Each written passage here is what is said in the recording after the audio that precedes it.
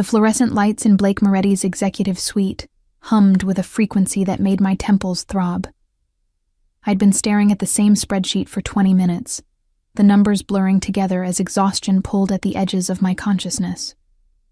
My lower back ached from sitting in this uncomfortable chair for the past 6 hours, and the sharp corner of my desk had left an impression on my wrist from where I'd been leaning too heavily. 2 years. 2 years of this. I shifted in my seat, wincing as the movement sent a spike of discomfort through my spine. The scent of Blake's expensive cologne lingered in the air, a woody, masculine fragrance with notes of bergamot and leather that seemed to permeate every surface in this office. It was suffocating in its constancy, a reminder of his presence even when he was locked away in his private office beyond the mahogany doors. Mitchell. His voice cut through my thoughts like a blade, sharp and cold. I looked up to find him standing in his doorway, 6 feet of tailored perfection in a charcoal suit that probably cost more than my monthly rent.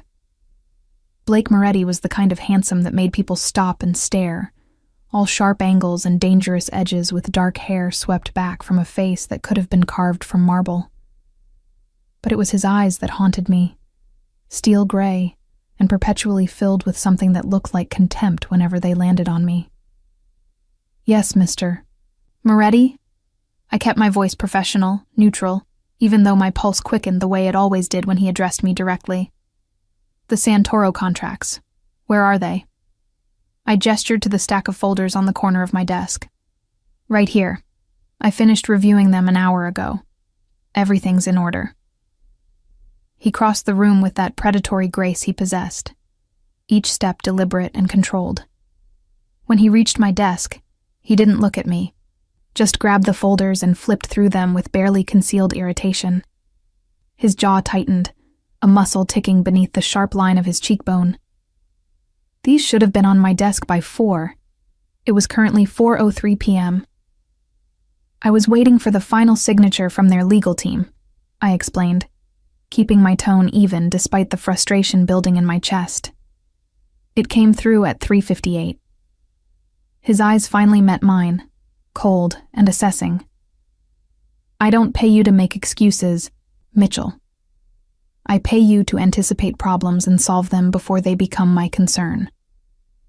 The unfairness of it stung, but I swallowed the retort that wanted to escape. This was how it always was with Blake. Nothing I did was ever good enough, fast enough, thorough enough. He found fault in everything, treated me like an inconvenience he barely tolerated, even though I worked harder than anyone else in this organization. "It won't happen again," I said through gritted teeth. "See that it doesn't."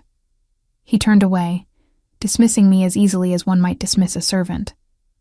"And get me the quarterly reports from all divisions by tomorrow morning. I want them consolidated and analyzed." That was at least 40 hours of work. He knew it. I knew it. But I simply nodded. "Of course." As he walked back toward his office, I caught myself watching the way his shoulders moved beneath his jacket, the confident set of his spine.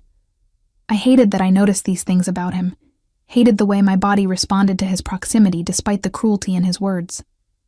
Blake Moretti was poison wrapped in an attractive package, and I'd been slowly dying from exposure for 2 years. The phone on my desk rang, mercifully pulling me from my thoughts. I answered on the second ring. "Mr. Moretti's office. This is Brianna." "Miss Mitchell." The voice on the other end was smooth, accented with Italian inflections. "Antonio Russo, one of Blake's senior associates. I need to confirm Mr. Moretti's attendance at tonight's dinner with the Genovese family." My fingers flew across the keyboard, pulling up Blake's calendar. "He's scheduled to attend, 7 o'clock at Giordano's." "Excellent. And yourself? Will you be accompanying him?" The question caught me off guard. In 2 years, I'd never been invited to attend any of Blake's business dinners. My role was confined to this office, this desk, this endless cycle of work that kept me chained to a man who despised me. "I wasn't aware my attendance was required," I said carefully. "Mr. Moretti didn't mention it." Antonio sounded surprised. The Genovese are bringing their full team. It would be appropriate to have your assistant present for note-taking. My assistant. As if that's all I was. But then again, wasn't it? I'll check with Mr. Moretti, I replied, already dreading the conversation. After ending the call, I stared at the closed door of Blake's office for a long moment. The thought of spending an evening in his presence, watching him charm and negotiate with the same men who probably ordered murders over dessert, made my stomach twist. But if it was required for my job, I had no choice. I knocked softly on his door, waiting for his curt "enter" before stepping inside. Blake's private office was a study in controlled elegance. Floor-to-ceiling windows overlooked the Chicago skyline, the late afternoon sun casting long shadows across the polished hardwood floors. His desk was massive, an antique piece that looked like it belonged in a museum, and the leather chairs arranged around a small conference table in the corner cost more than my car. He didn't look up from whatever he was reading. "What is it?" Antonio Russo called. He mentioned that the Genovese are bringing their full team tonight and suggested I attend for note-taking purposes. Now he looked up, and the expression on his face was one of pure irritation. Absolutely not. I blinked, surprised by the vehemence in his response. "Sir, if it's necessary for—" I said no, Mitchell. His voice was ice. "You're not coming tonight." "May I ask why not?" His eyes narrowed dangerously. "Because I said so. That's all the explanation you need." The dismissal was clear, but something in his tone made me push back, just slightly. "With all due respect, Mr. Moretti, if this is part of my job responsibilities—" "Your job responsibilities are what I say they are." He stood, moving around his desk with that same predatory grace. When he was close enough that I could smell his cologne again, count the gold flecks in his gray eyes, he leaned down slightly. "And right now, your job is to stay here, out of my way, and do exactly what I tell you to do. Nothing more, nothing less. Am I making myself clear?" My hands clenched into fists at my sides, nails digging into my palms. "Crystal clear, Mr. Moretti." "Good." He straightened, already turning away from me as if the conversation was over. "That will be all." I left his office on shaking legs, anger and humiliation burning in my chest. This was my life. This was what I'd chosen when I took this job 2 years ago, desperate for the obscene salary that Blake Moretti offered. A salary that paid for my mother's medical bills, her treatments, the round-the-clock care she needed back in Ohio. I couldn't afford to quit, no matter how much I wanted to. No matter how much Blake's contempt carved away at my self-respect day after day. The rest of the afternoon passed in a blur of phone calls and emails, the monotonous tasks that filled my days. At 6 o'clock, Blake emerged from his office, adjusting his cufflinks as he prepared to leave for his dinner meeting. "I need the Santoro analysis on my desk by 8 a.m., he said without looking at me. "Don't stay too late." The contradiction in his statement wasn't lost on me. He wanted the work done but didn't want me to stay late to do it. Just another impossible standard to meet. "Yes, sir." He paused at the elevator, his hand hovering over the call button. For a moment I thought he might say something else, but then the doors opened and he stepped inside without another word. I watched the numbers descend until they reached the ground floor, then finally allowed myself to slump in my chair. My phone buzzed with a text message. "Mom, how are you, sweetheart? Haven't heard from you in a few days." Guilt twisted in my stomach. I'd been so consumed with work that I'd barely had time to call her. "I'm good, Mom. Just busy with work." "How are you feeling?" "Better. The new treatment is helping. Don't worry about me." But I did worry. Constantly. That's why I was here, enduring Blake Moretti's cruelty, because the alternative was watching my mother suffer without the care she needed. I set my phone down and pulled up the Santoro files, beginning the tedious work of analysis that would keep me here until well past midnight. The office grew quiet around me as other employees filtered out, heading home to their families, their normal lives. Around 10 o'clock, my eyes were burning, and my back was screaming in protest when I heard the elevator ding. I looked up, surprised to see Blake stepping out. He stopped when he saw me still at my desk, something unreadable flickering across his face. "You're still here?" "You needed the analysis by 8 a.m., I reminded him, keeping my voice neutral despite my exhaustion. "I'm almost finished." He walked toward me slowly, his expression impossible to read in the dim lighting. When he reached my desk, he stood there for a long moment, just looking at me. It made my skin prickle with awareness, my pulse quickening in a way I couldn't control.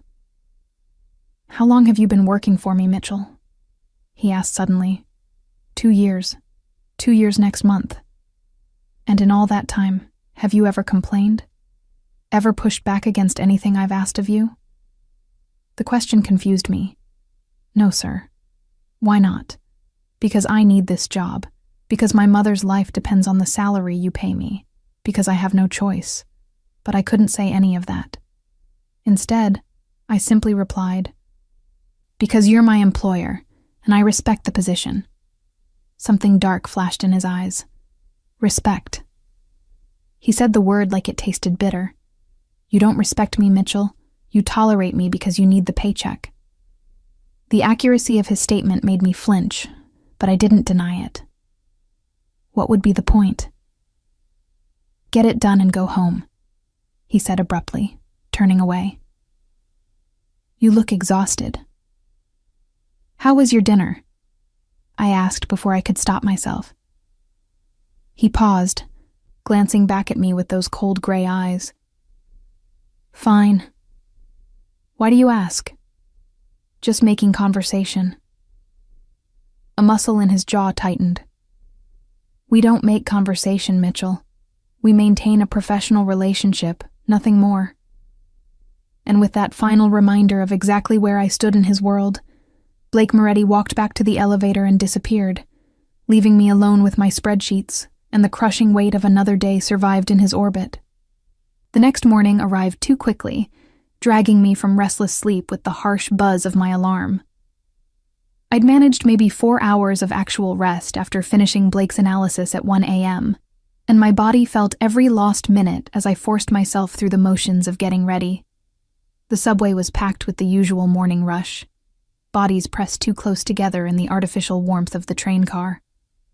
I stood near the doors, one hand gripping the pole for balance, the other clutching my coffee like a lifeline. The burnt, bitter taste barely registered as I drained half the cup in desperate gulps. By the time I reached Moretti Enterprises, the imposing glass tower that housed Blake's legitimate business operations, my nerves were already frayed.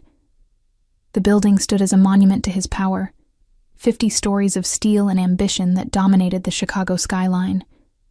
Most people saw a successful import-export company. I saw the facade that hid something much darker. The lobby was all polished marble and modern art, the kind of space designed to intimidate.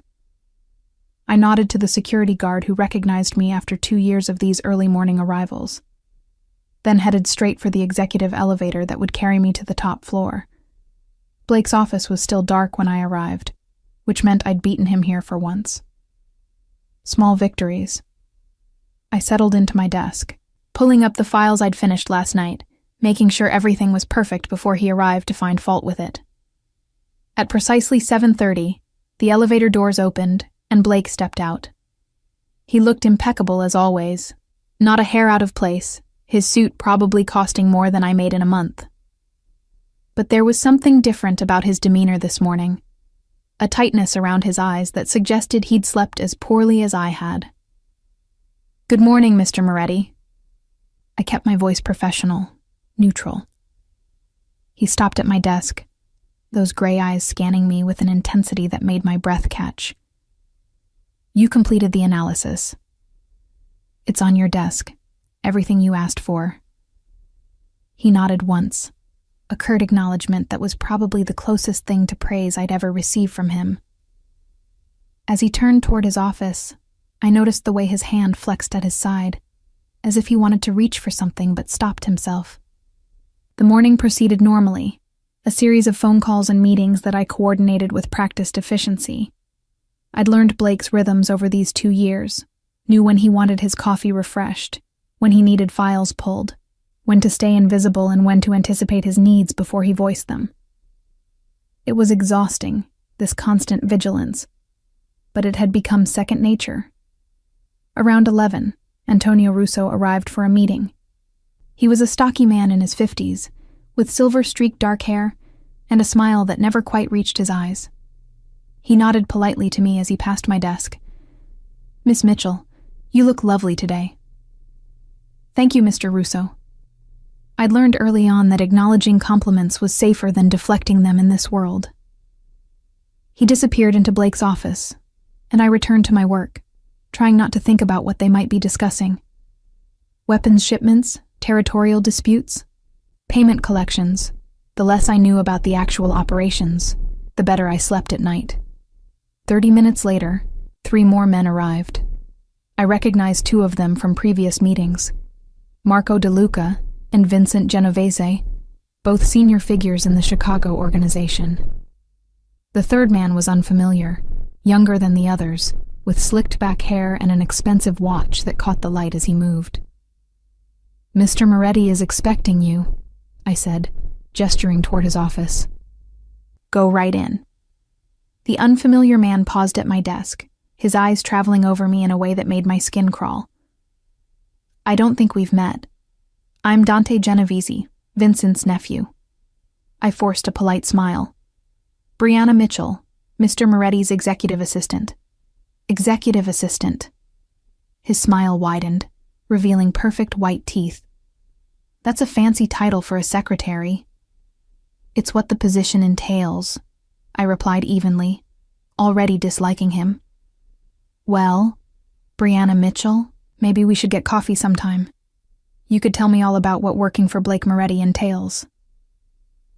Before I could formulate a polite rejection, Blake's voice cut through the air like a whip. "Dante, my office. Now." I looked up to find Blake standing in his doorway, and the expression on his face made my blood run cold. His eyes were fixed on Dante with an intensity that radiated danger. His jaw set in a hard line that I'd seen before, usually right before someone's employment with the organization ended abruptly. Dante seemed oblivious to the threat, offering me one more smile before sauntering into the office. The door closed with a sharp click that somehow sounded ominous. I tried to return to my work, but my hands were shaking slightly. Something about that interaction had felt wrong, like I'd inadvertently stepped onto a landmine without realizing it. The meeting lasted nearly 2 hours. I could hear the rumble of male voices through the heavy door, occasionally rising in what sounded like disagreement, before dropping back to conversational levels. At one point I heard Blake's voice, sharp and authoritative, cutting through whatever discussion was happening. When the door finally opened, the men filed out one by one. Antonio nodded to me as he passed. Marco and Vincent barely acknowledged my presence. But Dante paused again, leaning against my desk with that same presumptuous familiarity. "So, about that coffee? Miss Mitchell has work to do." Blake's voice was deadly quiet as he appeared behind Dante. "And you have somewhere else to be." The younger man straightened, finally seeming to pick up on the danger he was in. "Right, of course." He looked at me one more time. "Maybe another time, Brianna." The use of my first name made Blake's expression darken even further, if that was possible. I watched as he tracked Dante's departure with those cold gray eyes, every line of his body taut with barely controlled tension. When the elevator doors finally closed behind the men, Blake turned that furious gaze on me. My office. Now. Confusion and apprehension warred in my chest as I followed him into his domain. He closed the door behind us with careful control, the kind of restraint that was somehow more frightening than if he'd slammed it. "What was that?"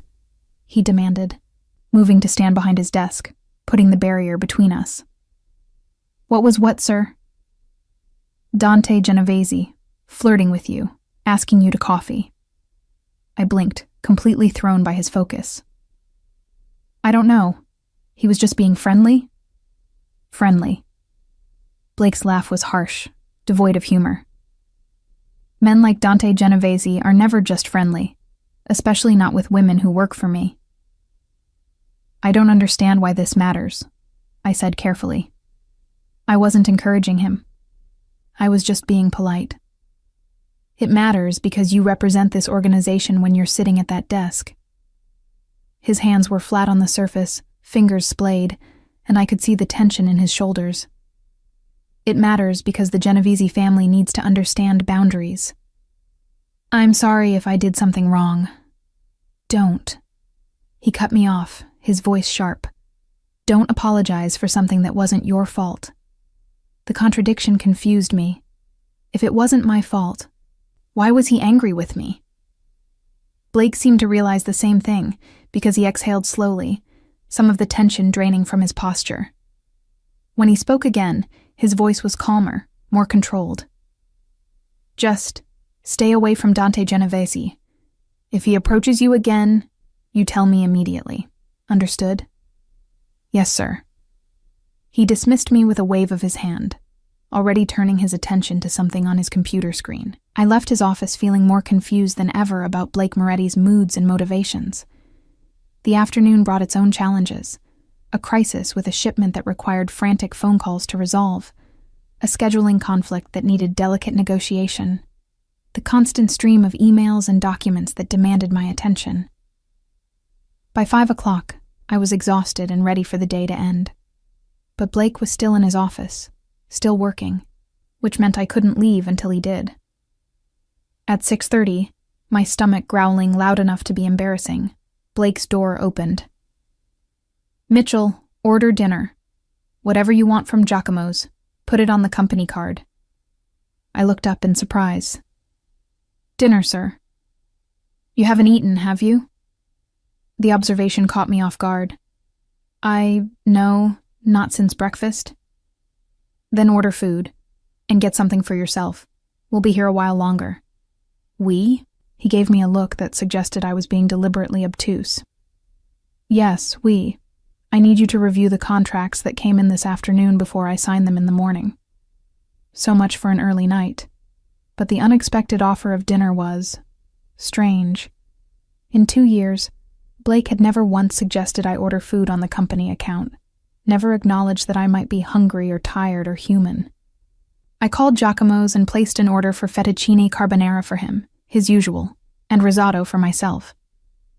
The food arrived 40 minutes later, and I brought Blake's portion to his office, setting it on his desk along with fresh coffee. "Thank you," he said absently, not looking up from whatever document he was reviewing. "You're welcome." I turned to leave, but his voice stopped me. "Mitchell." "Yes?" He finally looked up, those gray eyes fixing on me with an intensity that made my pulse quicken. "Eat at your desk. Don't wait to take it home." "I won't." As I left his office, I could feel his gaze on my back, a weight that I'd grown used to over the years, but never quite understood.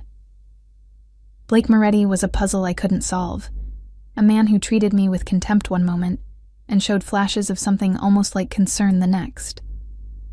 I ate my risotto while reviewing contracts, the creamy texture a welcome comfort after a long day.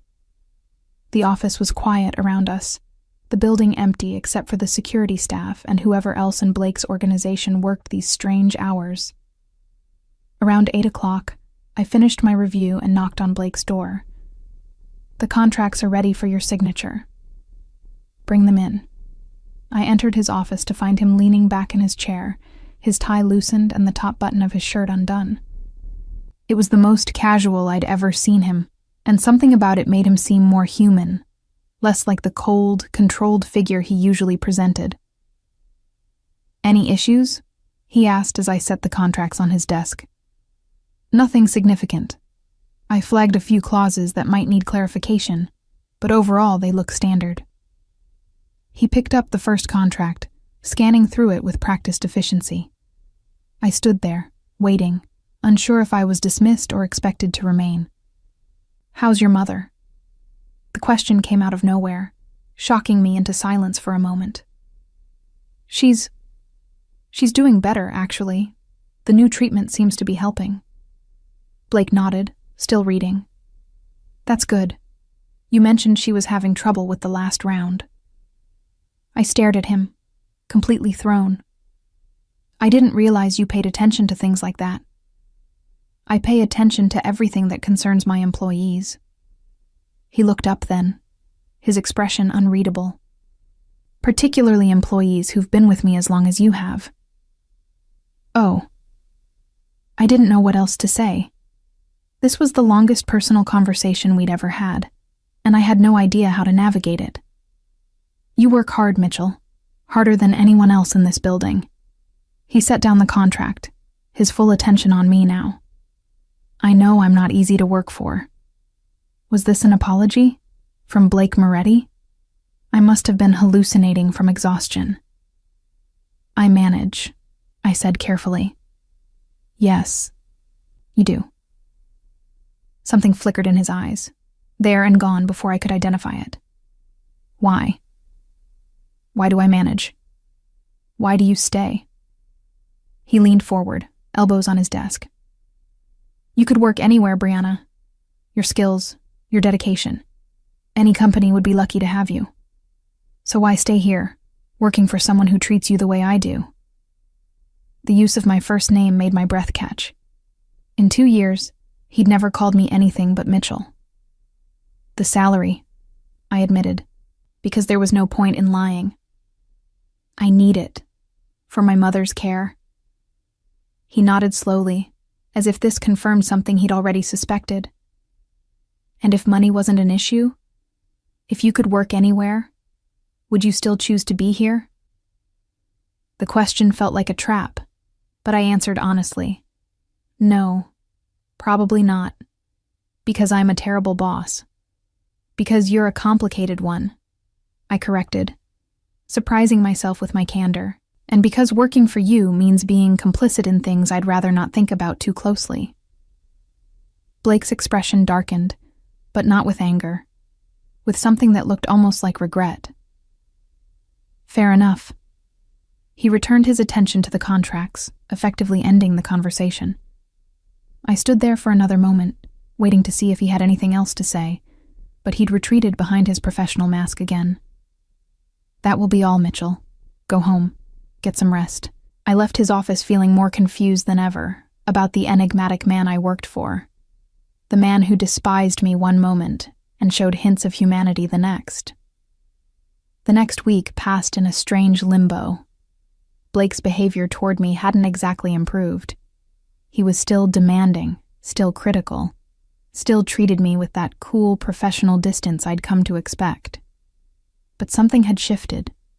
Some invisible line had been crossed during our late-night conversation in his office. He called me Brianna now, instead of Mitchell. Not consistently, and never in front of others, but when we were alone in his office or working late, my first name would slip from his lips with an ease that made my stomach flutter in ways I tried not to examine too closely. I told myself it meant nothing, that I was reading into small kindnesses that any decent employer would extend. But Blake Moretti had never been a decent employer, which made these changes all the more unsettling. It was Thursday afternoon when everything exploded. I was at my desk, coordinating a conference call between Blake and his associates in New York, when the elevator opened to reveal 3 men I'd never seen before. They weren't dressed like Blake's usual associates. No expensive suits or Italian leather shoes. These men wore jeans and leather jackets, their faces hard with the kind of lived experience that came from violence. "Can I help you?" I asked, already reaching for the phone to alert Blake. The tallest one, a man with a scar running down his left cheek, smiled. It wasn't a pleasant expression. "We're here to see Moretti." "Do you have an appointment?" "Don't need one." Before I could respond, Blake's door opened. He took one look at the men, and his expression went cold, every muscle in his body tensing with readiness. "Gentlemen, you're early." "We need to talk," Scarface said. "Now." Blake's gaze flickered to me, something unreadable passing through his eyes. "Mitchell, take an early lunch. 2 hours." It was barely 11:30, and I'd never taken a 2-hour lunch in my life. But the tone of his voice made it clear this wasn't a suggestion. It was a command meant to get me out of the building. Of course. I grabbed my purse, acutely aware of the tension crackling in the air. As I passed the men on my way to the elevator, I felt their eyes on me, assessing, calculating. It made my skin crawl. The elevator doors couldn't close fast enough. I spent my unexpected freedom wandering the streets near the office, too anxious to eat despite my empty stomach. Whatever meeting was happening upstairs involved people who made even Blake's usual dangerous associates look civilized. The thought of what might be discussed, what decisions might be made, sent chills down my spine. 2 hours later, I returned to find the office empty except for Blake. He was standing at his window, hands in his pockets, staring out at the Chicago skyline with an expression I'd never seen before. He looked tired, not physically exhausted, but worn down in a way that went deeper than lack of sleep. "Mr. Moretti?" I ventured quietly. "Is everything all right?" He didn't turn around. Define all right. I set my purse down, unsure whether to stay or give him privacy. Before I could decide, he spoke again. "Those men you saw earlier, they work for the Bratva, the Russian mob." His voice was flat, matter of fact. "They're expanding into Chicago, pushing into territories that have belonged to my family for 3 generations. I knew I shouldn't ask, shouldn't engage with this part of his life that I'd deliberately kept at arm's length. But the words came out anyway. What did they want? To negotiate, or threaten.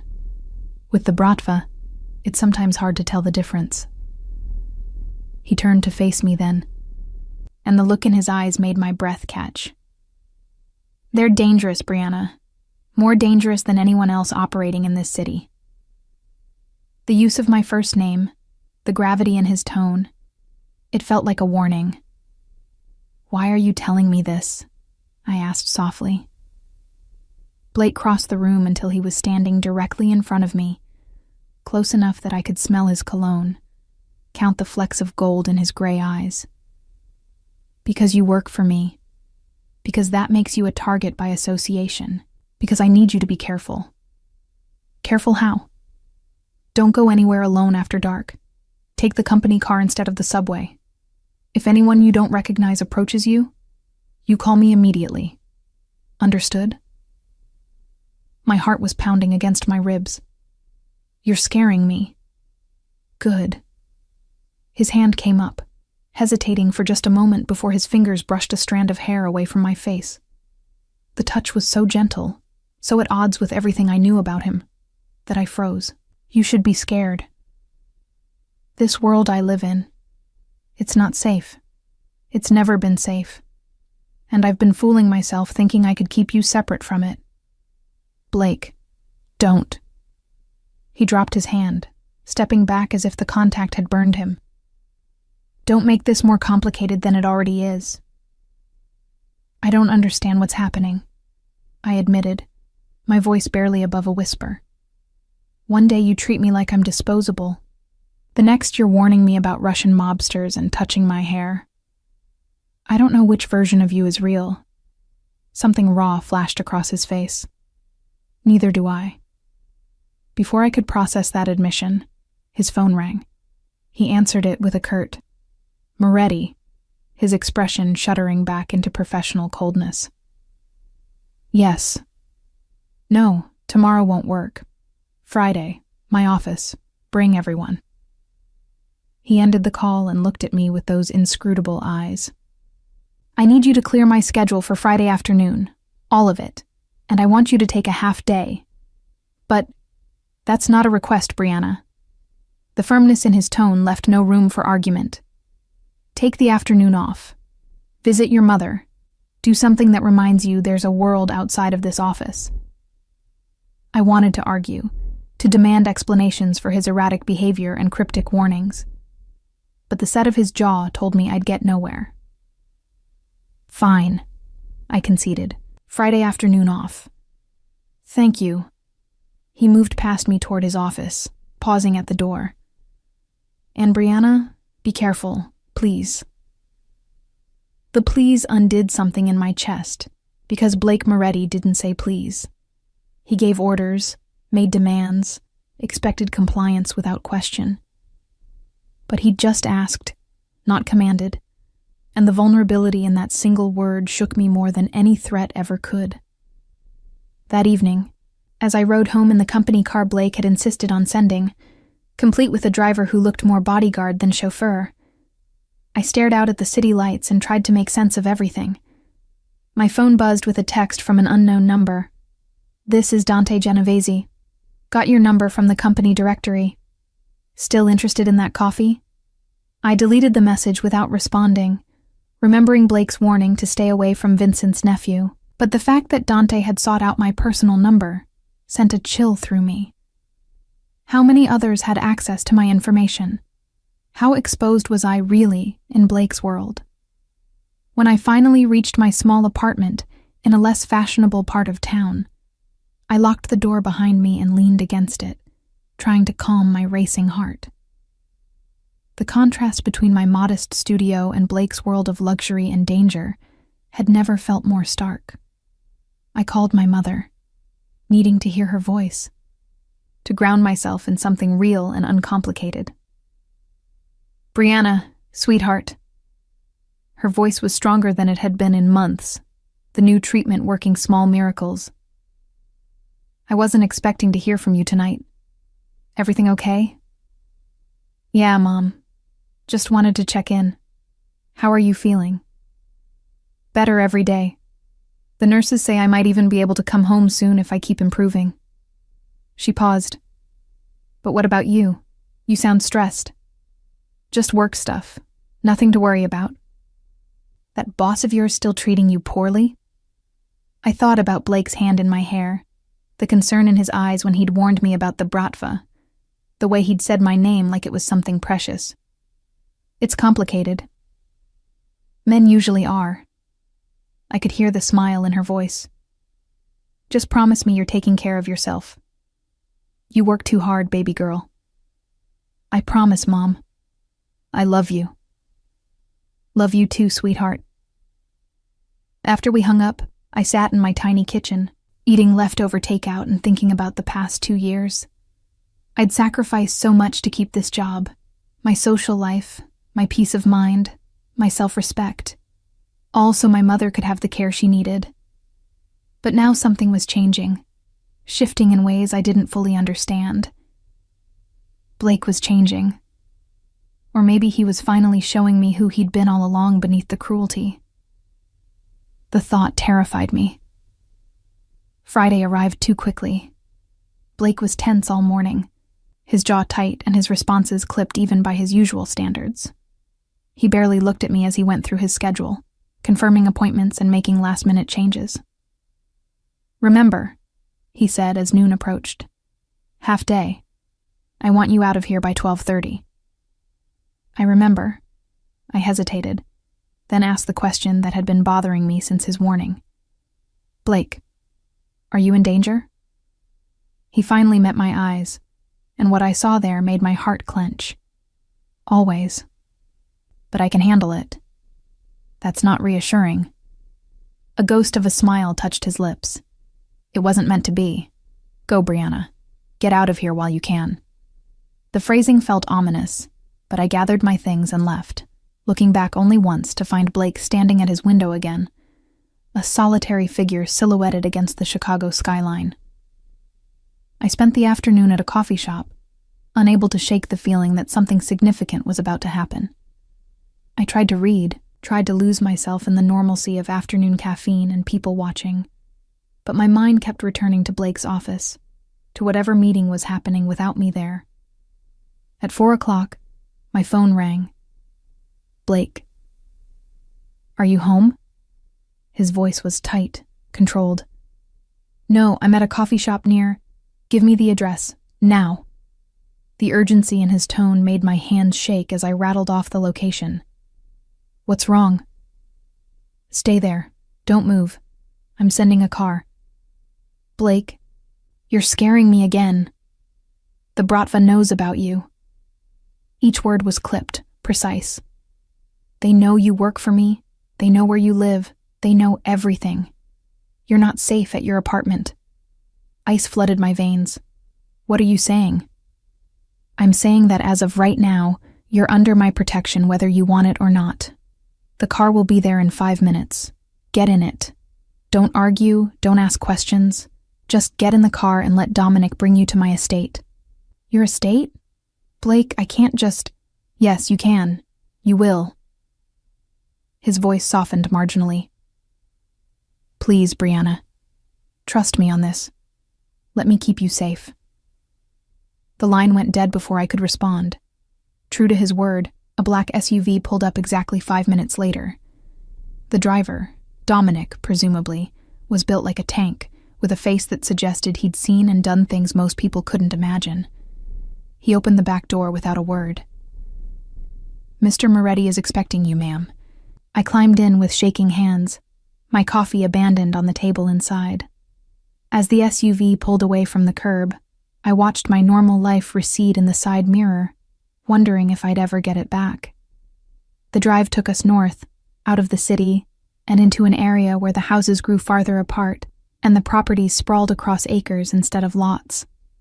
We eventually turned down a private road, marked only by a discreet gate that swung open at our approach. Blake's estate was nothing like I'd imagined. The main house was modern, but warm, all glass and natural stone that seemed to grow organically from the landscape. Lights glowed in the windows as dusk began to fall, giving the place an almost inviting appearance that belied its purpose as a fortress. Dominic helped me out of the car and led me to the front door, which opened before we reached it. Blake stood in the entrance, his tie gone and his shirt partially unbuttoned, looking more disheveled than I'd ever seen him. His eyes scanned me head to toe, as if checking for injuries. You're okay. I'm confused and terrified, but physically fine, I corrected. Come inside. He stepped back, gesturing me into a foyer that opened onto a stunning great room with floor-to-ceiling windows overlooking a lake. We need to talk. I followed him deeper into the house, my mind reeling from the events of the past few hours. Whatever was about to happen, whatever truth Blake was finally going to tell me, I had the distinct feeling that my life was about to change irrevocably. And I wasn't sure if I was ready for it. Blake's estate was both impressive and intimidating in equal measure. The great room he led me into featured modern furniture in neutral tones, expensive artwork on the walls, and that spectacular view of the private lake beyond the windows. It should have felt cold, impersonal, like a showroom. Instead, there was an unexpected warmth to the space, as if someone had actually lived here rather than just existing in it. Sit. Blake gestured to one of the leather sofas. Can I get you anything? Water, wine, something stronger? Answers, I said, remaining standing. I want answers, Blake. You can't just uproot my entire life and expect me to sit quietly while you play the gracious host. He studied me for a long moment, something like approval flickering in his eyes. Fair enough. Answers it is. He moved to a bar cart and poured himself 2 fingers of what looked like very expensive whiskey, then turned to face me, the glass cradled in his hand. The meeting this afternoon was with the Bratva leadership. They're making a serious push into Chicago, and they want territory I'm not willing to give up. What does that have to do with me? They did their homework. His jaw tightened. They know everyone who works for me, everyone I have regular contact with. And they've identified the people close to me as potential leverage points. I'm not close to you, I protested. I'm your secretary, your assistant. Whatever you want to call it, I'm just an employee. Blake's laugh was bitter. That's what I told myself, too. For 2 years, I convinced myself that keeping you at a distance, treating you with contempt, would protect you, would make you invisible to my enemies. He took a drink, the amber liquid catching the light. But the Bratva isn't stupid. They watch, they observe, and they notice patterns. And the pattern they noticed is that you're the only employee I've kept for more than a year, the only one I trust with sensitive information, the only one who has unrestricted access to my schedule, my files, my private office. The implications of what he was saying slowly sank in. They think I'm important to you. They know you're important to me. He set down his glass with careful control. Which means they'll use you to get to me if they can. They'll threaten you, hurt you, take you. Whatever it takes to gain leverage. I sank onto the sofa, my legs suddenly weak. This is insane. I'm nobody. I just answer phones and manage your calendar. You're not nobody, Brianna. Blake moved closer, crouching down so we were eye level. You're the woman who's worked for me through everything, who's never complained, never betrayed a confidence, never used her position for personal gain. You're the woman who stays late without being asked, who anticipates my needs before I voice them, who makes my entire operation run smoothly. His voice dropped lower. You're the woman I think about constantly, even when I'm trying not to, especially when I'm trying not to. My breath caught in my throat. What? I've been a bastard to you. The words came out rough, laced with something that sounded like self-loathing. Deliberately cruel, unnecessarily harsh. Because I thought if I pushed you away, if I made you hate me, you'd quit. You'd leave and be safe from all of this. He gestured vaguely, encompassing his world, his life, his choices. But you never left. You stayed no matter how badly I treated you, and I couldn't figure out why. My mother, I whispered. The medical bills. I needed the salary. I know. I've known for a long time. His hand came up, hesitating just inches from my face. Your dedication to your mother is one of the things I admire most about you. But it also means you're trapped here. Trapped with me, in a world that's about to get very dangerous. So what happens now? I asked, my voice steadier than I felt. You keep me here as some kind of prisoner? For how long? Not a prisoner. A guest under my protection. His hand finally made contact, his fingers brushing along my jawline with aching gentleness. And for as long as it takes to neutralize the Bratva threat. That could be weeks, months. I know. I have a life, Blake, a job. Well, your job, but still, an apartment, responsibilities. Your job is safe. You'll work from here. Your apartment is being watched by my security team. As for responsibilities, he pulled out his phone and showed me a text conversation. I've already arranged for enhanced care for your mother. Private nurses around the clock. The best treatment money can buy. She'll want for nothing while you're here. I stared at the messages, emotions warring in my chest. Gratitude that my mother would be cared for. Anger that he'd made decisions without consulting me. Confusion about his motives. Why are you doing all of this? Because I can't lose you.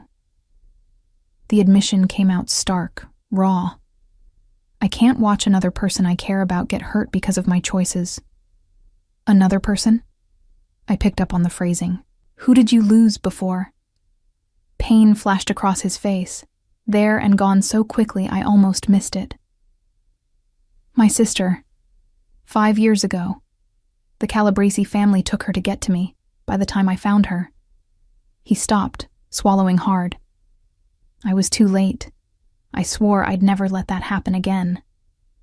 The revelation hit me like a physical blow. Suddenly, his obsessive need for control, his cruelty designed to push me away, his current protectiveness, it all made a terrible kind of sense. Blake, I'm so sorry. Don't. He stood abruptly, putting distance between us. Don't pity me. I'm telling you this so you understand why I can't be rational about your safety. Why I'll do whatever it takes to keep you protected, even if you hate me for it. I don't hate you, I admitted quietly. I've been angry with you, frustrated by you, confused by you. But I've never hated you. He turned back to face me, surprise evident in his expression. Why not? After the way I've treated you. Because I've seen the other side of you too.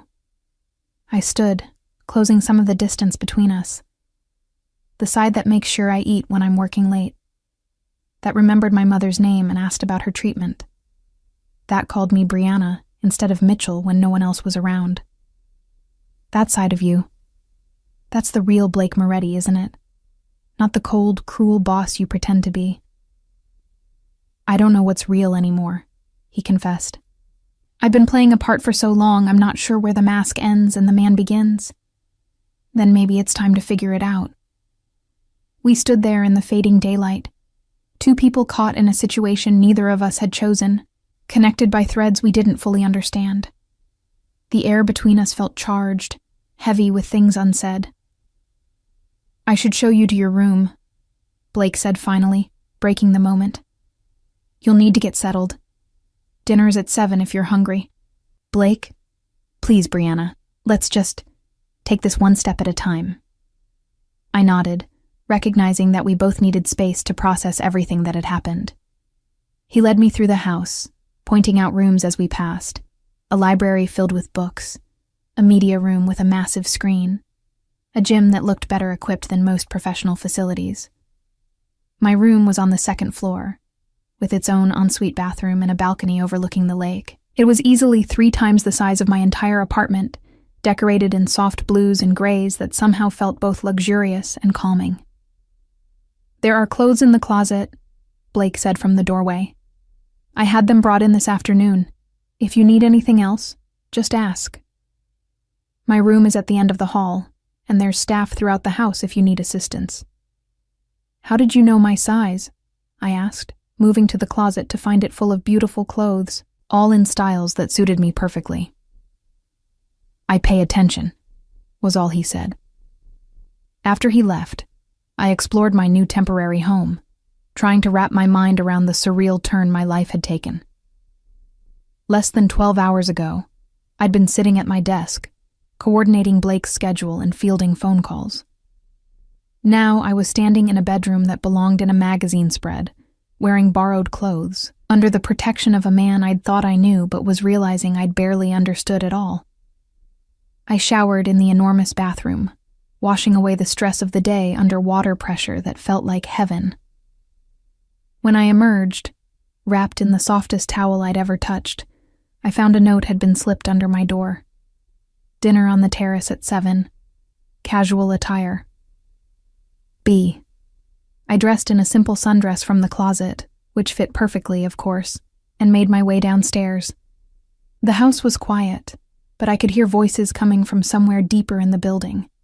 Blake's voice, and at least 2 others, male and unfamiliar. Following the sound of conversation, I found myself in a sleek, modern kitchen, where Blake stood with 2 men I recognized from around the office. They stopped talking immediately when I entered. Gentlemen, that's all for tonight, Blake said dismissively. We'll continue this in the morning. The men nodded respectfully to me as they left, and then Blake and I were alone. I'm sorry about that, he said, already moving to the refrigerator. Security briefing. Nothing you need to worry about. Everything about this situation worries me, I admitted. He pulled out ingredients with practiced efficiency, and I realized with surprise that he was going to cook. Do you like salmon? Yes. Good. Have a seat. Tell me about your day. The normalcy of the request, after everything that had happened, made me laugh. It came out slightly hysterical. My day included being told I'm a target for the Russian mob, being driven to a mansion by a man who looks like he could break me in half, and discovering that my boss has been secretly caring about me for 2 years while treating me like garbage. So, Pretty standard Friday. A smile tugged at Blake's lips. A real smile, one that transformed his entire face. When you put it that way, I can see how it might be overwhelming. Overwhelming is one word for it. I watched him move around the kitchen with surprising grace, seasoning the fish, chopping vegetables. I didn't know you could cook. My mother insisted all her children learn. She said a man who couldn't feed himself wasn't really a man. His expression softened with memory. She was very traditional in some ways, very progressive in others. Was? I asked gently. She passed 8 years ago. Cancer. He slid the salmon into the oven and turned his attention to the vegetables. It was fast, at least. She didn't suffer long. I'm sorry, that must have been hard. Losing people always is. He glanced at me, something vulnerable in his eyes. Which is why I need you to take this situation seriously, Brianna. The Bratva doesn't make idle threats. If they say they'll target you to get to me, they mean it. I believe you, I said softly. I'm scared, but I believe you. Good. Fear will keep you cautious. He finished with the vegetables and poured us each a glass of white wine. 2 unexpected circumstances. I raised my glass. And to figuring out what's real. We ate dinner on the terrace as the sun set over the lake, painting the sky in shades of orange and pink. The food was delicious, the conversation surprisingly easy now that we'd established this new dynamic. Blake told me about growing up in Chicago, about his father's legitimate businesses that he'd inherited and expanded. He talked about his surviving sister, Maria, who lived in Italy with her husband and children, safely removed from the dangerous side of the family business.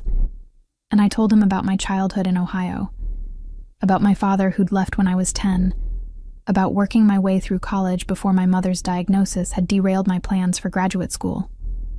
You wanted to be a teacher, he said. Not a question, but a statement, as if he'd already known this about me. How did you... The books on your desk. Always different subjects. Always educational. The way you explain things when people ask questions. He swirled the wine in his glass. You would have been a good teacher. Maybe someday, I said, though I couldn't quite imagine that future anymore.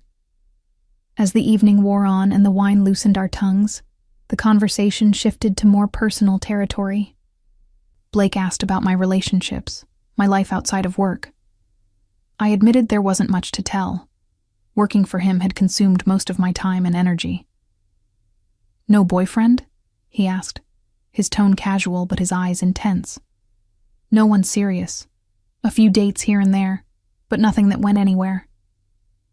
I hesitated, then decided to be honest. It's hard to get close to someone when you're keeping secrets about where you work and what you do. What secrets have you kept? That my boss is involved in organized crime. That I sometimes hear things I probably shouldn't. That I've become complicit in a world I never wanted to be part of. I met his gaze directly. You asked me once why I stayed. The money was part of it, but not all of it. What was the other part? You, I admitted, the wine making me brave. Even when you were cruel, there were moments when I'd catch glimpses of someone different. Someone careful and strategic, and deeply loyal to the people he cares about. I stayed because I wanted to understand that person, to know if he was real, or if I was imagining him. Blake set down his wine glass very carefully. And now? Now that you're seeing more of who I really am? Now I'm more confused than ever, I confessed. Because the man who cooked me dinner and told me about his mother isn't the same man who treated me with contempt for 2 years. But somehow, you're both of them. And I don't know which version to believe in. Believe in this one. He reached across the table, his hand covering mine. This is who I am when I'm not trying to push you away. This is who I could be if you'd let me. My heart was racing, my palm warm beneath his. Blake, I know it's too soon. I know I have no right to ask for your trust after everything. His thumb traced circles on my wrist, sending sparks of sensation up my arm. But I'm asking anyway. Stay here. Let me protect you, and maybe we can figure out what this is between us. What if there's nothing between us? I asked, even though I knew it was a lie. What if it's just proximity and danger making us feel things that aren't real? Then we'll find out together. His eyes held mine, sincere and vulnerable in a way I'd never seen before. But I don't think that's what this is. I think we've been dancing around this for 2 years, both of us too afraid to acknowledge it.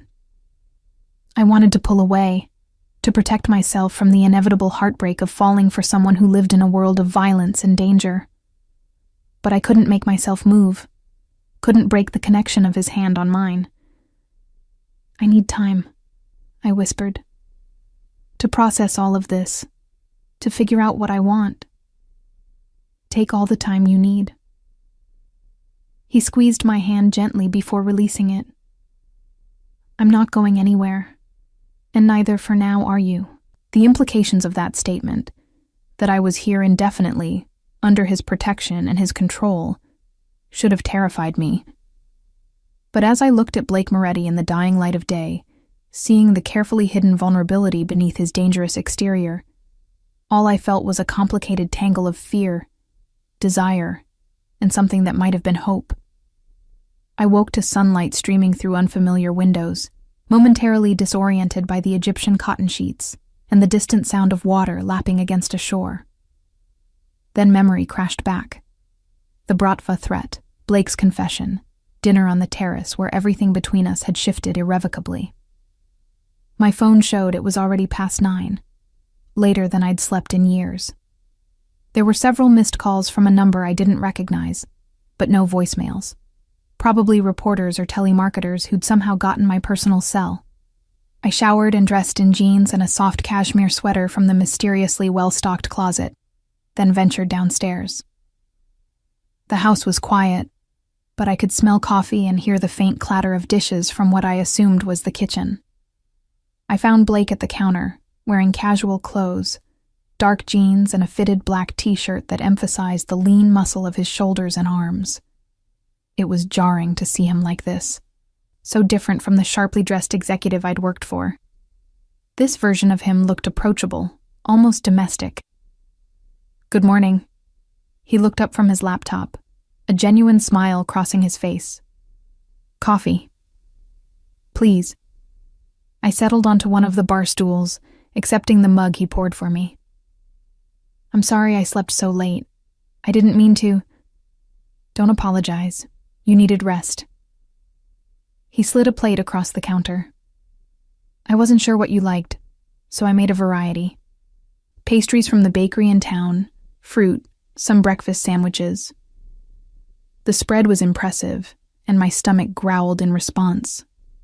I selected a croissant and some berries, acutely aware of Blake watching me.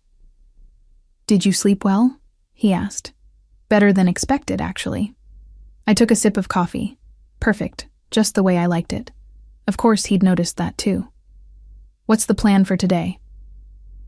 I need to make some calls, meet with my security team, but I'd like you to join me for part of it. You should understand the scope of the situation. I'm not sure I want to understand, I admitted. Ignorance feels safer somehow. Ignorance is never safer. Blake's expression grew serious. Not in my world. The more you know, the better you can protect yourself. An hour later, I found myself in Blake's home office, a sophisticated space with multiple computer monitors and what looked like a serious security setup. 3 men were already present, Dominic, who'd driven me yesterday, and 2 others I'd seen around the main office. Gentlemen, you remember Brianna, Blake said, gesturing for me to take a seat beside him at the conference table. She'll be sitting in on our security briefings from now on. If they were surprised by this announcement, they didn't show it. Dominic nodded respectfully. Miss Mitchell. The Bratva situation has escalated, Blake began without preamble. They made a move last night on one of our warehouses in the South Side. No casualties, but they made their message clear. What message? I asked quietly. That they're not backing down, that they're willing to engage in open conflict. Blake pulled up a map on one of the monitors. They're targeting our operations systematically, trying to choke out our revenue streams. And what are we doing about it? Dominic asked. Playing defense for now. I don't want to start a war if we can avoid it. Blake's jaw tightened. But I also won't let them think we're weak. Marcus, what's the status on the Harrison Street property? The meeting continued for another hour, with Blake and his team discussing strategies, contingencies, and security protocols that made my head spin. I sat quietly, absorbing information that confirmed everything I'd suspected, but never wanted to know for certain about Blake's operations. When the men finally left, Blake turned to me. I know that was a lot to take in. You're actually running a criminal empire, I said flatly. I mean, I knew, but hearing it discussed so casually. It's not all criminal. Most of my businesses are legitimate. He stood, moving to the window that overlooked his estate. The less legal activities, they were established by my father, my grandfather. By the time I inherited, walking away wasn't an option. Too many people dependent on this organization. Too many enemies waiting for any sign of weakness. You could have gotten out, I argued. Started over somewhere else. Could I? He turned to face me. With the Bratva, the Calabresi, every other family watching and waiting. They don't let people leave, Brianna. Not alive anyway. So you're trapped. We're all trapped by our choices. He moved closer, stopping just in front of me. You're trapped by your mother's medical needs. I'm trapped by family legacy and responsibility. The question isn't whether we're trapped, it's what we do within those constraints. And what are you doing? Trying to transition everything toward legitimacy. It's slow, gradual. But over the past 5 years, I've reduced our illegal operations by 40%. I've invested in legitimate businesses, distanced us from the worst of the violence. His hand came up to cup my cheek, but I can't do it overnight, and I can't do it if I'm dead. I leaned into his touch without thinking, drawn to the warmth of his palm against my skin. Why are you telling me all of this? Because I want you to understand who I am, what I'm trying to become. His thumb traced my cheekbone. Because I want you to make an informed choice about whether you can accept this life. You're asking me to accept a lot. I know.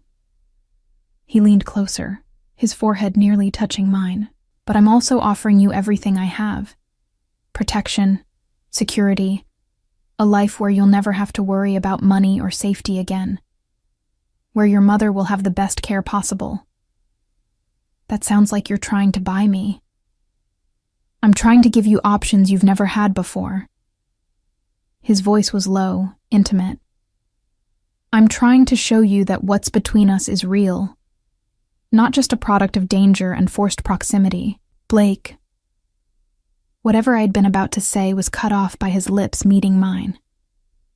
The kiss was gentle at first, questioning, giving me the chance to pull away. When I didn't, when I instead leaned into him, it deepened into something more urgent. His hand slid into my hair, angling my face for better access. I gripped his shoulders, feeling the solid strength of him beneath my fingers. The kiss was everything I'd secretly wanted, and everything I'd told myself was impossible. Heat and need, and a connection that felt dangerous in its intensity. When we finally broke apart, both breathing hard, Blake rested his forehead against mine. Tell me to stop, and I will. Tell me you don't want this, and I'll respect that. I don't know what I want, I admitted breathlessly. Everything's happening so fast. Then let's slow down.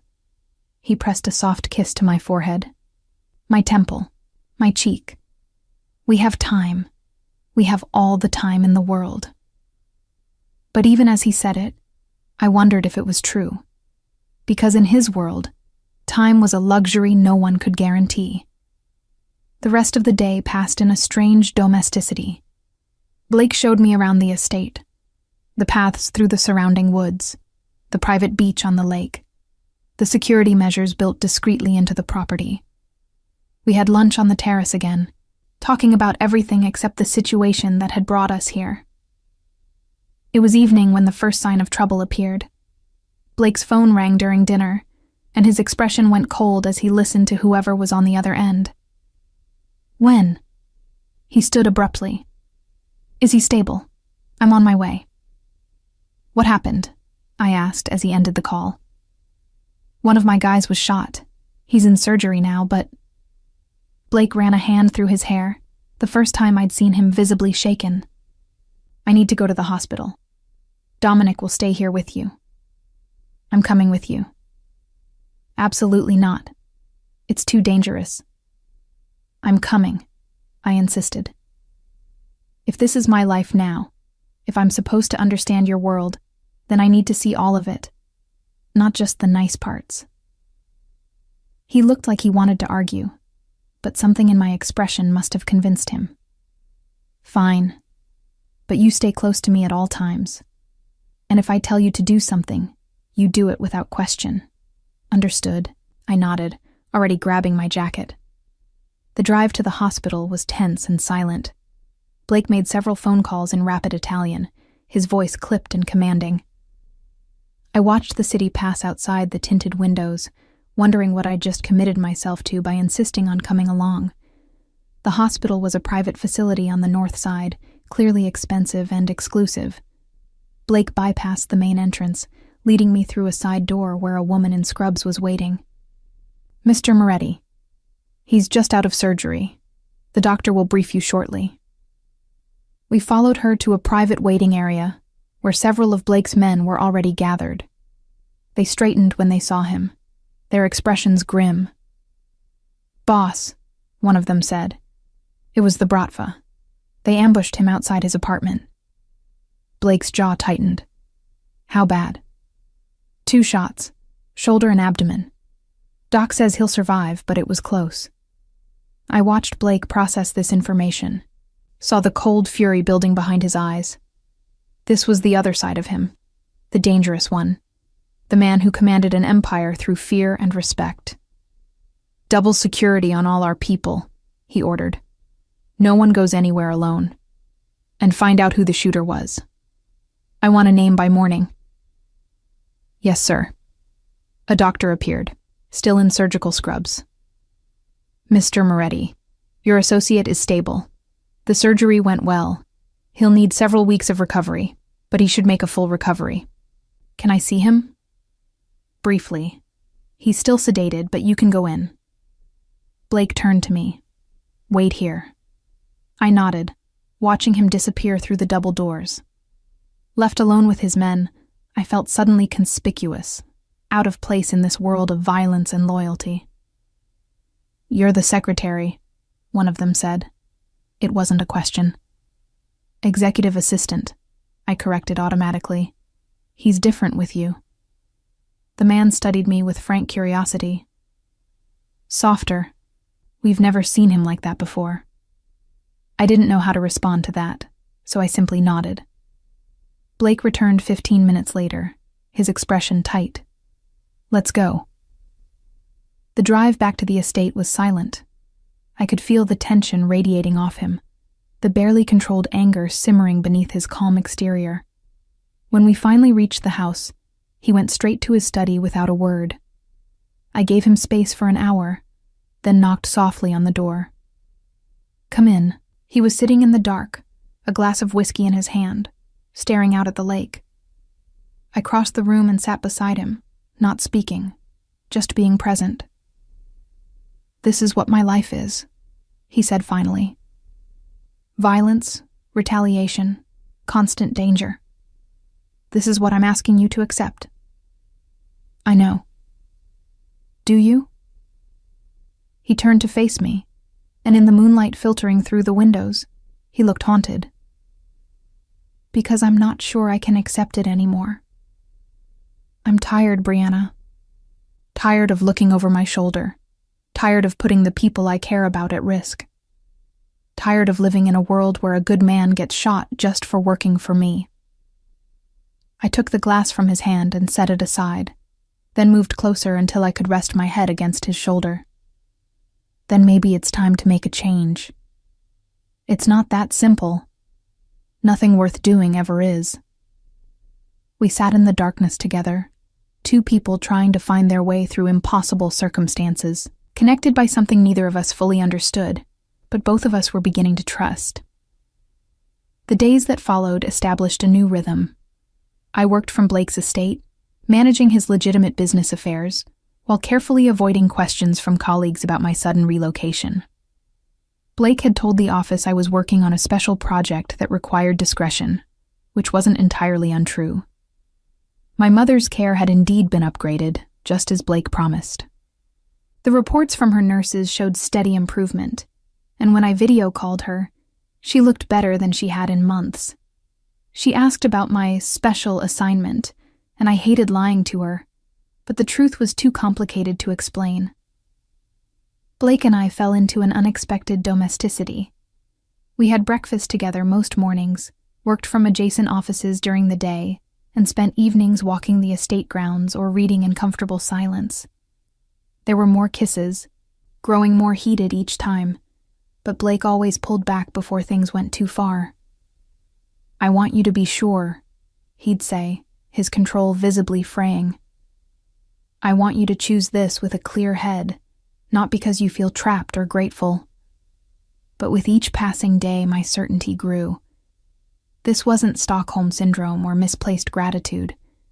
What I felt for Blake Moretti was real, complicated and terrifying, and wonderful all at once. It was a Wednesday afternoon, 2 weeks after I'd moved to the estate, when everything came to a head.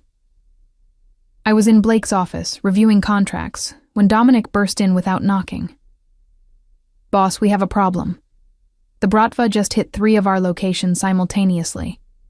They're making a coordinated move." Blake was on his feet instantly. "Casualties?" "Unknown. Reports are still coming in. Get everyone to the safe houses. Now." Blake turned to me. "Brianna, I need you to go to the panic room. Dominic will show you." "No." I stood, my heart pounding. "If you're in danger, I want to know what's happening. This isn't up for debate." "Yes, it is." I moved closer, gripping his arm. "You said I needed to understand your world. Well, this is part of it. Stop trying to protect me from the reality of your life." His jaw tightened, but before he could argue, his phone rang again. He answered with a curt, "Talk to me." Then his expression went cold. "When? How many?" "I'm on my way." He ended the call and looked at Dominic. "They hit the main warehouse. There are casualties. Get the car ready." "Blake," I started. "You're coming with me," he said abruptly. "Because you're right. You need to see this. All of it. But stay close to me. And if things get dangerous, you follow Dominic's orders without question. Understood?" I nodded, already grabbing my jacket. The drive downtown was tense. Blake made call after call, his voice clipped and commanding as he coordinated his response. Dominic drove with focused intensity, weaving through traffic with practiced ease. The warehouse district was cordoned off with police tape when we arrived, but Blake bypassed the official response, heading instead to a building 2 blocks away where several of his men had gathered. The scene inside was organized chaos. Men with weapons, computers displaying security feeds, phones ringing constantly. This was the nerve center of Blake's operation, and seeing it in full action drove home just how extensive his empire really was. "Status report," Blake demanded as soon as we entered. 4 dead, 6 injured. They hit us with 12 men, heavily armed. Got through our perimeter defenses like they had blueprints. Blake's expression went deadly calm, the kind of stillness that preceded violence. "They had inside information. That's what we think." Someone told them about our security protocols, our shift changes, everything. Find the leak. Blake's voice was ice. I don't care what it takes. Find them. I watched him transform before my eyes into someone I barely recognized. Cold, calculating, ruthless. This was the man who commanded respect through fear, who made the hard decisions that kept his empire intact. It should have terrified me. Instead, I felt a strange clarity. This was who Blake Moretti was. All of him. The gentleman who cooked me dinner, and the dangerous criminal who ordered people hunted down. And somehow, I wanted both versions. The meeting continued for another hour, with Blake issuing orders and making decisions with swift precision. When we finally left, heading back to the estate in heavy silence, I could see the toll it had taken on him.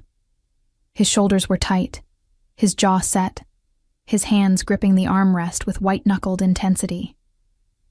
Back at the house, he went straight to his study. I followed despite the clear dismissal in his body language. Blake. Not now, Brianna. His back was to me, his stance rigid. I need to think. Think later. Talk to me now. I moved closer, placing my hand on his shoulder. You're not alone in this. He spun to face me, and the raw emotion in his eyes stole my breath. 4 men died today because of me, because they worked for me, believed in me, trusted that I could protect them. And I failed. You didn't kill them. The Bratva did. Same thing. He pulled away, pacing the length of the room. This is my responsibility. Everything that happens in this organization comes back to me. Then make it count.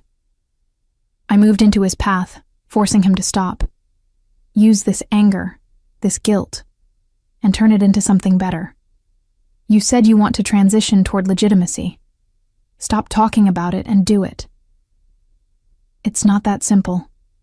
Yes, it is. I grabbed his face, making him look at me. It won't be easy, and it won't be quick. But you can do it. You're already doing it. The man I've come to know these past few weeks, he's not just a criminal. He's someone trying to build something better. You don't understand the stakes. Then help me understand. My voice softened. Let me in completely, Blake. Stop protecting me from the hard parts. I'm choosing this life, choosing you, but I need you to trust me with all of it. Something shifted in his expression, the carefully maintained control cracking. If I let you in completely, if you see everything I've done, everything I'm capable of, you'll leave. You'll realize what I really am, and you'll run. Try me. He stared at me for a long moment, and I could see the war happening behind his eyes, the need to open up battling against years of self-protection. Finally, he reached for me, pulling me against him with desperate intensity. I've killed people, Brianna. Not just ordered it done, but pulled the trigger myself. I've made decisions that destroyed lives, families. I've chosen profit over morality more times than I can count. His voice was raw, confession spilling out like poison he'd been holding in too long. I'm not a good man trying to redeem himself. I'm a bad man trying to be better, and there's a difference. I know, I whispered, wrapping my arms around him. I've known for a while now. And I'm still here. Why? The question came out broken, vulnerable. After everything you've seen, everything you know, why are you still here? Because I see who you're trying to become, not just who you've been. I pulled back enough to look up at him. Because you make me feel safe and terrified and alive all at the same time. Because somehow, against all logic and reason, I've fallen for you. The admission hung between us, irrevocable and true. Blake's eyes searched mine, as if looking for any sign of doubt or deception. Whatever he found must have satisfied him, because he kissed me with a hunger that had been building for weeks. This kiss was different from the others, less controlled, more desperate. His hands tangled in my hair, his body pressed against mine with unmistakable need. I responded with equal fervor, pouring 2 years of complicated emotions into the connection of our lips. "Are you sure?" he managed between kisses, even as his hands roamed my back, my sides, everywhere he could reach. "Once we cross this line, Brianna." "I'm sure," I interrupted. "I want this. I want you. All of you. Even the parts that scare me." He swept me into his arms with startling ease, carrying me out of the study and up the stairs to his room. The master bedroom was masculine and sophisticated, with a massive bed and floor-to-ceiling windows overlooking the lake. Moonlight streamed in, casting everything in silver shadows. Blake set me down gently, his hands framing my face. "If at any point you want to stop..." "I won't." I pulled him down for another kiss, and this time, there was no holding back. What followed was a revelation. Not just physical, though that was overwhelming in its intensity, but emotional. Each touch, each whispered word, each moment of connection stripped away another layer of the walls we'd both built. Blake was tender and demanding by turns, attentive to my every response, as if learning me was the most important thing in his world. Afterward, we lay tangled together in his sheets, my head on his chest, his fingers tracing idle patterns on my shoulder. "I love you," he said into the darkness. "I think I've loved you since the moment you started working for me, but I was too afraid to admit it." "That's why you were so cruel," I realized. "You were trying to push me away because you loved me." "Pathetic, isn't it?" He pressed a kiss to my forehead. The great Blake Moretti, brought to his knees by his own secretary. "Executive assistant," I corrected with a smile. "And for what it's worth, I think I've loved you too. I just didn't recognize it through all the anger and confusion." We lay in comfortable silence for a while, but I could feel the tension returning to Blake's body, the weight of the day's events settling back over him. "What happens now?" I asked. "With the bratva, with everything?" "War, probably." His voice was grim. "They've escalated beyond the point of negotiation. It's them or us now. Then we end it." I lifted my head to look at him. "Not with more violence if we can help it, but we end it decisively, on your terms." "We?" He raised an eyebrow. "You're part of this now?" "I've been part of this since the moment you brought me here." I settled back against his chest. "Besides, you said it yourself. I'm good at anticipating problems and solving them. Maybe it's time to put those skills to use on something bigger than your schedule." A smile tugged at his lips. "Are you suggesting what I think you're suggesting?" "I'm suggesting that you need someone who understands both sides of your operation, the legitimate and the less so.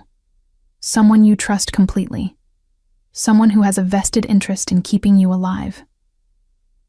I traced patterns on his chest. "I'm suggesting that maybe I could be more than just your assistant." "Brianna Mitchell, are you asking to be my partner?" "In every sense of the word." I looked up at him, serious now. "I'm in this, Blake, completely. Your world, your life, your fight, all of it. But I want to be an equal partner, not someone you protect and hide away." He was quiet for a long moment, and I could see the conflict playing out behind his eyes. Finally, he nodded. "Partners. In everything." "Partners," I agreed. We sealed the deal with another kiss, and as we made love again with the moonlight streaming across us, I knew that my life had irrevocably changed. I'd walked into Blake Moretti's world, and instead of being destroyed by it, I'd found myself, found my strength, my purpose, and against all odds, found love in the most unexpected place. The Bratva conflict was still ahead of us, still dangerous and potentially deadly. But facing it together, as partners, as equals, as two people who'd finally stopped hiding from what they wanted. That felt like the beginning of something stronger than fear. As I drifted off to sleep in Blake's arms, I thought about the journey that had brought us here. From secretary to prisoner to partner. From contempt to protection to love.